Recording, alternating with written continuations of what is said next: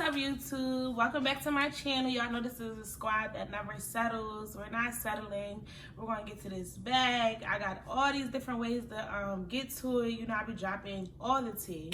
So I got some videos I need to be pushing out. But before we get started, make sure you like, subscribe, and comment, please. Make sure you hit the bell notification so that you know when I'm uploading, because I'm starting to get back into my little groove. But today, if you haven't seen the title, we're talking about depression.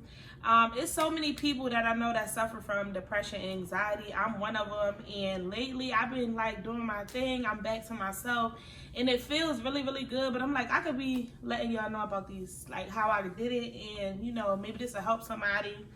So if you suffer from depression and anxiety and you want to get back to being a badass bitch, keep it locked, period. All right, y'all. So just a little bit of backstory. So it's been a minute now, but at one point I had went through a 9-month depression. And everybody that was around me that time knows that it was serious. Like, and I never thought, like, in my whole life that I would go through a depression. Like, nobody thinks they're going to go through depression. Nobody even believes it. When you hear people say that they're going to kill themselves and stuff like that, you're like, how could they kill themselves? Like, that's weak. That's this, that's that. But at the same time, sometimes life can get really, really hard to the point where you're like, I don't know how to make this feeling stop inside me. Like, and when I was going through my depression, I was like fresh out of a relationship.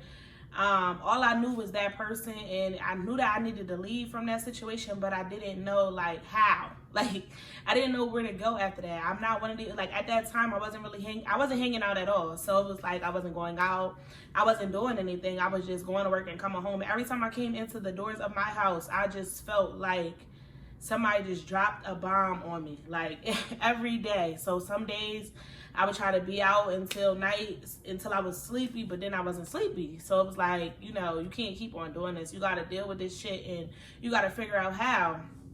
So with all that being said, I'm going to tell you how I got out of my depression, how I got back to being a badass bitch. Like, right now, you know, I'm looking how I'm looking, but I'm in the house and I don't plan on going out. I got so much work to do. I want to get some content out. I'm trying to take this YouTube thing really serious because I got so much stuff inside my body that I feel like can help the world. So much stuff that I've been through, so much stuff that I'm doing, continuing to do, done, you know, and I just feel like it can help my squad that never settles. So with that being said, the first thing in getting over depression and getting back to yourself would be taking extra great care of yourself. So I know everybody's gonna be like, okay, I do that anyway, but no. So like, this is like planning out facials, planning out a spa day, planning like extra care. I mean, like getting your nails done, going out and you know, doing something nice for yourself, like making sure your hair is up tip-top shape every 2 weeks. Get on a schedule. Like, I'm talking about plan all this stuff out. Have your wax appointment on a certain day, because when you feel good about yourself and you looking good and you know, you're approaching the world a different way. So now it's like, ooh, I feel like I'm the shit. Like, I don't know how y'all feel after a wax appointment, but when I get my wax, like, I just feel so sexy for whatever reason. I don't know. Like, when I leave the wax appointment, I'm just feeling like, like, I just want to, you know, like, I want somebody to see this kitty. Like, I don't know. I just feel like really good. Like, I know it hurts. It hurts every fucking time. You know how some people be like, oh, it doesn't hurt once you get used to it. Oh, the more you go, the less hair there's there. No, that's a lie. It hurts every single time. And I want to do a reaction video. If y'all want to see a reaction video to my wax appointment, because baby, I want to cry like a baby. Like, it literally hurts me. And then I don't know, because, you know, I'm not going to get too much into it, because, you know, it's different vaginas. There's flat vaginas and then there's fat vaginas. And I feel like when you have all right, I'm going to get into that another time. But all right, so taking good care of yourself. So you have to be taking a shower twice a day. So in the morning, start your day off with a good hot shower. When you take a hot shower and you get out and you just, you know, lay there for a minute. If you have your robe on, you have your towel on, you just lay there. You just feel good. Like, and I don't know, I think a hot shower really was helping me. Like, and then a bath once a week. Like, you gotta have your bath days. Like, I even used to do like baths probably like twice, 3 times a week. A bath, when you really take your time and do the bath right, like, you bring your speaker in the bathroom for the music, you have your bubbles, you gotta have your Dr. Teals, you gotta have the Dr. Teals. And this is just a fun fact, because I realized that this was happening to me. If you're a girl that wears white polish, like myself, I have white polish right now. if you're a girl that wears white polish, Epsom salt, certain Epsom salts by Dr. Teal's will will make the polish like dark, like yellow, like it will turn to yellow. So be mindful of that. You might want to stick your toes out the glitter, or you might want to just not put the Epsom salt in there, just do bubbles sometimes or something, because the Epsom salt will turn your white polish yellow. And I use gel, so it doesn't make a difference. So yeah, nice hot bed, light your candles, have your R&B playing, and make sure it's that good R&B, like them throwbacks, the kind that put you in that mind state where you just like, you know, relax. Not the kind where it's like, oh, I'm thinking about, no, not that kind. You need that good, love-making R&B. Don't have the kind of, I shouldn't cheat. We ain't doing that. So, boom. Number 1, take extra good care of yourself. Go do extra stuff. Get your facials. Go get your lips buffed. Go get your behind your butthole bleached. I don't care what you gotta do. Just something to make you feel good. Go get a massage. Like, start your week off a certain way. Like, get a schedule for the week. Okay, moving on to number 2. Clean up your environment. You know how they always say, like, if your room is messy, they know that you like going through something, because it's like, what are you going through that your house is a mess? And I do it. This is how you know. When you come into my house and my house is a freaking war zone, it's because I'm stressed. I have a high level of stress. But when you clean up your house and your room and just like where you like to like chill at and all of that stuff, you feel a lot more relief. If you ever notice, you're like, I can't wait to get home. My house is clean. Like, I just feel good. My house is clean. Like, that's why people take Sundays usually and get their house together and all that, have a little self day, because it's just like, you feel good. You light a candle. You're like, oh, my house looks sexy. And I just was saying, like, when I moved out of my condo, I kind of like wasn't into interior decorating no more. I'm just like, oh, I'm about to run. I'm just going to run up a bag. All I'm worrying about is getting to this money. And at my last place, you would have thought an interior designer came in there and did that, because I really laid it out. Like, it was nice. It was laid. When I got into this house, I was like, I just need a place to lay my head that has enough space to put an office in and inventory. But now I'm getting to that point where I want to be comfortable in this space. I want to come home. I want to entertain, because my house looks so good and stuff. So, like, having your place where you stay and lay your head at makes a difference. Having it nice and clean makes a way difference. Like, so that's another thing. It'll make you get over depression just trying to organize a closet. Like, give yourself tasks to do, because anytime that you're sitting and you're overthinking, because people with anxiety, that's what you're doing. You overthinking, like, constantly, so much running through your head. Like, you know, like, how am I going to do this? How am I going to be able to buy this house? Like, my job is stressful. I hate my job. Like, my boyfriend, where is he at? Is he cheating on me? Where he's at right now? Like, you know, and people with anxiety constantly need reassurance, because they have too much, where they have idle time. They have too much thoughts going through their head that are, you know, driving them crazy. And then people with depression, when you sit and you sulk in your misery, that's how you stay miserable. It's like the devil is working on you. Know, they say they come for the weak. You know, you're weak at that time. Like, if you sitting and you sulking all the time, you're not getting anything done. It's no way to really get over something unless you put some tasks on you. Like, you know, I could lay there and I could be miserable all day, or I could be sad or worry about all my problems, but the only way to get problems out of here is to handle them. You got to front that stuff head on. So, organizing your closet, cleaning out your refrigerator, making sure everything is organized is a good way to get over depression too. So that was like another thing that helped me. I started doing like something during the day. Like, I would just have a task. Like, another thing I would say is exercise. So exercise goes hand in hand, because it's just like, that's something you would look forward to every day. When I was really going through it, like when I was trying to when I started picking myself up and I'm like, Micah, listen, we can't do this. Like, I'm in traffic crying for no reason. I'm in work, and I would be on the phone with a customer, and it would just overwhelm. I would just get overwhelmed out of nowhere, and I would just have to hang up. I would just be like, I'm gonna give you a call back. You know, I said a call back, and I would just go in the bathroom and cry. And nobody knew I was going through this. That's another thing with people with depression. It's kind of like, we could talk to a person about it, but most people that hear people are going through depression, they think of it very lightly. It's kind of like, yeah, you'll get over it. You'll be all right. But really, there's people that really don't get over it. They really are not all right, because they never had a way to get out of it and didn't know what to do. And they end up killing themselves, because you have to think about it. These people are, when you're depressed, literally everything can be going great around you, but you're in your mind. Like, literally, like, you wake up sad, and then you go to sleep sad, and then you waking up sad, and you go to sleep sad. You do that for a good month. It's kind of like, well, what do I do next?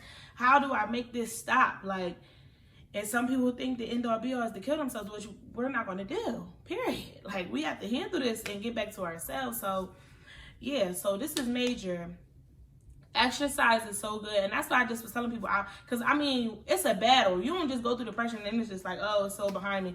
It can get back with you quick because you start thinking about all the things that's going right. Okay, that's cool. But then you start thinking about all the things that's going wrong. Like, you know, we start, and, you know, another thing about depression is, in this, like, in life period, we put a timeline on everything in our life, right? We say by 30, we should be rich, we should be married, we should be well-traveled, we should have a child. And when you start thinking about everything that you don't have checked off on them boxes, and that 30 mark might be coming up, or you might be already past 30, and now you're like, oh my God, like, I'm never going to have these things. It's depressing. It really is. It's depressing. So you never want to, and that's another thing, when people are going through depression around you, you never want to try to judge their situation. You don't know what that person is going through. But exercise, definitely, because you looking forward to that every day. It's like, it gets you in your zone. And then your body start looking good. You're like, oh, damn. Like, you're in the mirror like, oh, is that me? Like, whole body come through. So, that's another thing. Exercise, getting on and that's another thing, dieting. Like, you might want to get on, not even a diet, but just, like, meal prepping. Like, being organized with your shit. Like, you want to get your shit in order, because depression is about unpacking your shit, right? Organizing that shit and saying, listen, I'm going to take my situation, I'm going to make the best out of it, and I'm going to put you behind me. Like, you know, it's just the devil working on you because you're showing a weak moment. So we're not going to do that. We're going to go ahead and unpack our shit, organize our shit. And if you don't like to clean and you don't have a cleaner come through, because when she come through and she get it all together, you're going to walk in, honey, I have one. When you come in, my best friend comes in and cleans out. When she come and clean, I come in the house, I'm like, yes, I'm staying in, period. Because, yeah, that's what you have to do. Okay, now moving on. Set a list of goals, like what you want to do. Like, what makes you happy? What would make you happy in your life if you had these things? What would make you happy?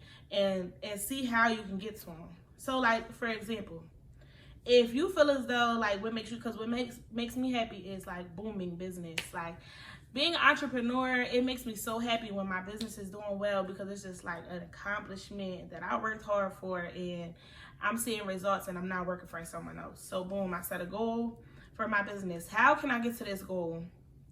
So sometimes you have to sit back and be like, okay, I have to go back into a creative space. Like, that's another thing. Being creative during a depression is so helpful, because it's just like tapping into your inner art. It's bringing you peace. It's going to relax you, you know, working with your hands, doing something with your hands. So like me, I always set a goal, and then I'll be like, all right, how can I get this money for that without having to tap into my money? So boom, I might say, okay, I'm a cook. Like, okay, you might need a little bit of money, but to get to a big amount of money, you just use those little things and you just grind to get to those bigger things. And then once you get to those bigger things, like, you constantly working. So now you're not thinking about depression. You get what I'm saying? So when I lock into something, I always zone in. So like, next thing you know, it's accomplished. So now it's like, I don't have no time to really worry about dumb stuff. Like, I don't have any time to be sad because I have stuff I need to get done. So it's really important, like, set a goal for yourself and just try your hardest to accomplish it. All the time you need to be working towards that. I also recommend, like, self-help books. Like, it's a lot of books out there, and I'm going to try to do a video about them, because I had a lot of books that, one of them that I really like, and she's not paying me for this. Y'all know I got a small channel. I'm not getting paid for anything. I got people that reach out to me for, you know, certain things, but Girl, Wash Your Face is a book that I used to read. I would tap into it, tap out of it, but tapping into it, it would help me. You know, and sometimes you can skim through a book. You don't have to read a book front to back. You can skim through the book and you can look and say, okay, this chapter is what I need from my body today. You know, get you a mind, body, and soul book.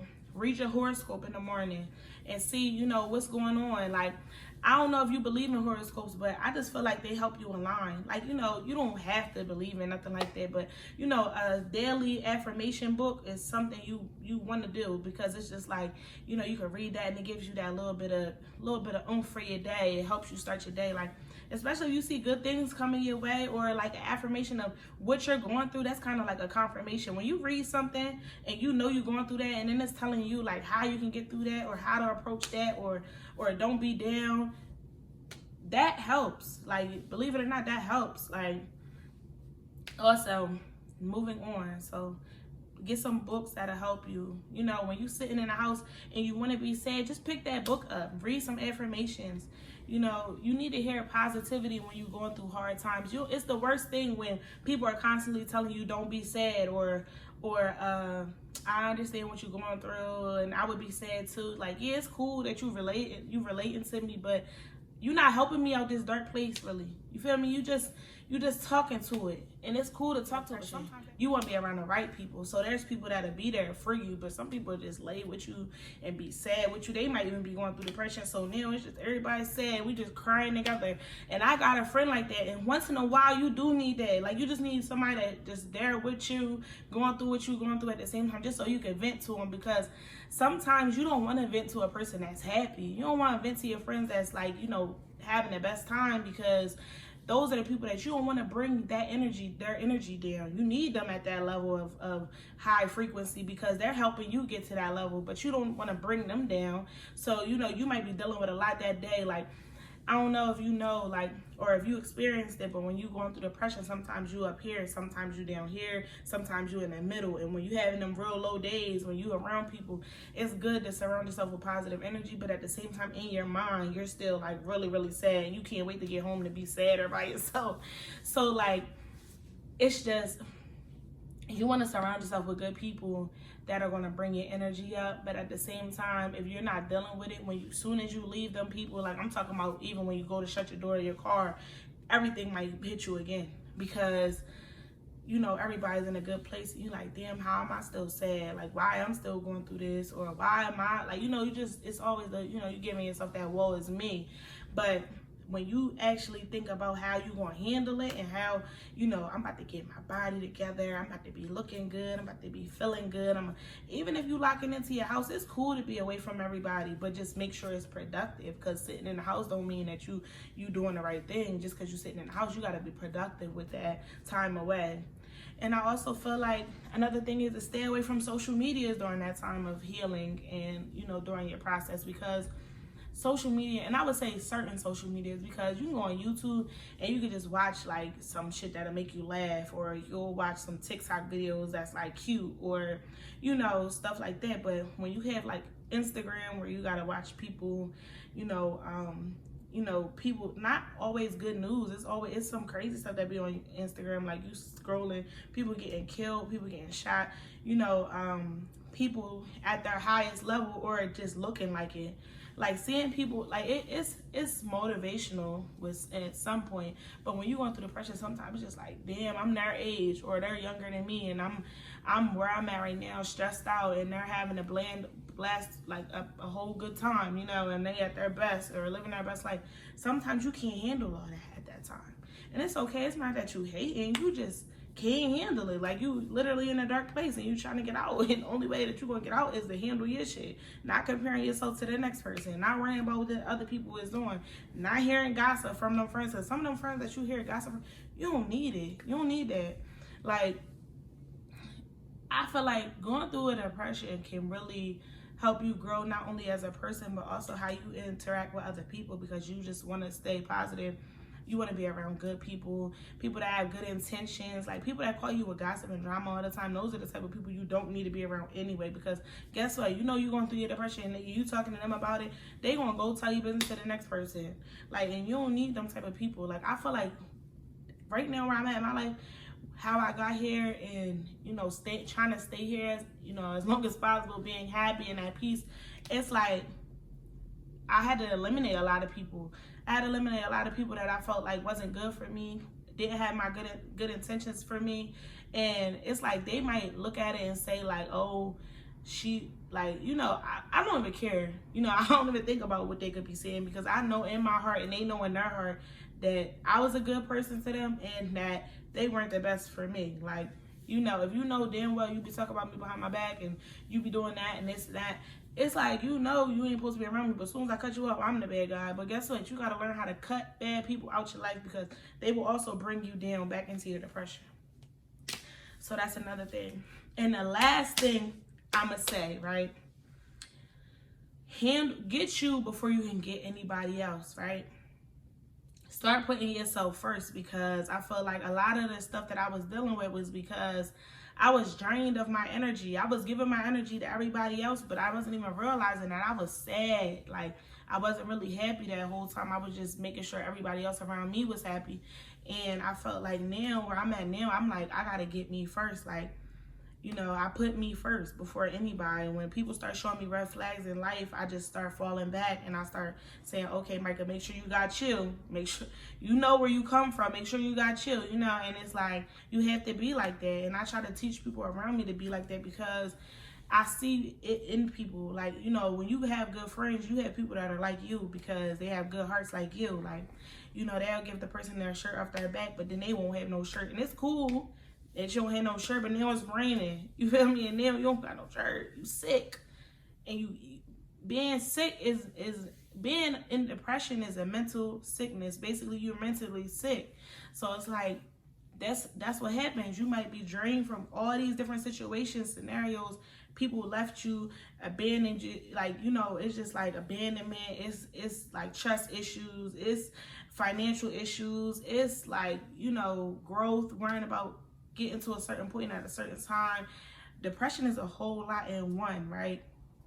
But it comes from a buildup of so many different things. So it's like, you have to pay attention to all these different things moving forward, because now you like a little bit like, it's kind of like how people say, like, people with weak immune system get sick faster and stuff like that, right? When you go through all these things now, it's like, you got red flags, you got certain things in place in your body to keep you from getting back sick, right?